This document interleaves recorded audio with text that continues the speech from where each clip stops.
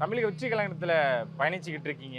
உங்க வீட்ல என்ன சொல்றாங்க? உங்களுக்கு எந்த நம்பிக்கை இருக்கு? எவ்வளவு நம்பிக்கை இருக்கு? தளபதி கன்ஃபார்மா வருவாரு. எப்பவுமே எங்களுக்கு அந்த நம்பிக்கை இருக்கு. எங்க ஃபேமிலியே வந்து தளபதிக்காக தான் நாங்க இருக்கோம். ஓகே. நிறைய ஆமா. நெருக்கடிகள்லாம் பாக்குறீங்களா? மக்கள் எல்லா சந்திப்புலாம் நடக்கும். நெருக்கடியும் நாங்க சந்திப்போம். தளபதிக்காக நாங்க எதையும் இறங்குவோம். ஓகே. இல்ல இப்ப டெல்லி வந்து அவருக்கு சிபிஐ விசாரணை, ஜனநாயகன் படம் இந்த மாதிரி தொடர்ந்து அவருக்கு அடுத்தடுத்து எவ்வளவு எதிர்ப்பு வந்தாலும் அதெல்லாம் தாண்டி வந்துருவாரு தளபதி. ம். எங்களுக்கு அந்த நம்பிக்கை உண்டு. கண்டிப்பா 2026ல அவர் தான் சிஎம். ஓகே. இல்ல இந்த மாதிரி நெருக்கடிலாம் கொடுத்து பிஜேபி பக்கமோ இல்ல வேற யாரோ அப்படி வாங்கிட முடியும்னு நினைக்கிறாங்களா விஜய் அவர்ல? வாங்க முடியாது. ம். கன்ஃபார்மா வாங்க முடியாது. ஓகே. எங்க தளபதி எப்பவுமே அவர் தனிதான். இல்ல இது மாதிரி அச்சுறுத்தி ஒரு பயம் ஏற்படுத்தி எதுக்குமே பயப்பட மாட்டாரு எங்க தளபதி. நாங்க சொல்றோம்ல அவருக்காக நாங்க இருக்கோம். ஓகே. மக்கள் எங்க இருக்கோம், மகளிர் அணி இருக்கோம், எல்லாருமே நாங்க இருக்கோம். ஏன் பெண்கள் முக்கியமா இவ்வளவு ஆர்வமா இருக்கீங்க? பெண்களுக்காக அவர் முக்கியத்துவம் கொடுக்குறாரு. ஆ. அதனாலே நாங்க வந்து அவருக்காக கண்டிப்பா கொடுப்போம். ஓகே. இந்த பொங்கல் உங்களுக்கு எப்பேற்பட்ட பொங்கலா இருந்துச்சு? இது ஜனநாயகன் இல்ல மாபெரும் அப்படின்னு பொங்கல்.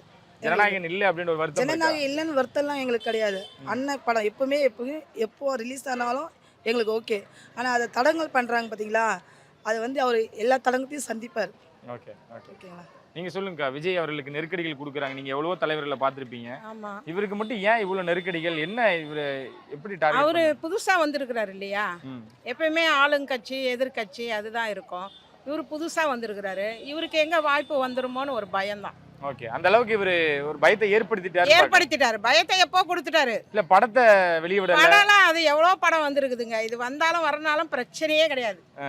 என்னைக்கு வந்தாலும் அது நம்பர் 1 தான் அந்த படம். இல்ல டெல்லியில கூப்பிட்டு வச்சு பல மணி நேரம் விசாரணை அதெல்லாம் சும்மா ஃபார்மாலிட்டிங்க. இல்ல அச்சுறுத்துறாங்க அப்படிலாம். அச்சுறுத்தா எல்லா அச்சுறுத்தலும் தளபதி பாப்பாரு. ம். எல்லாம் எவ்வளோ பார்த்துட்டாரு அவரு. ம். இதெல்லாம் சும்மா.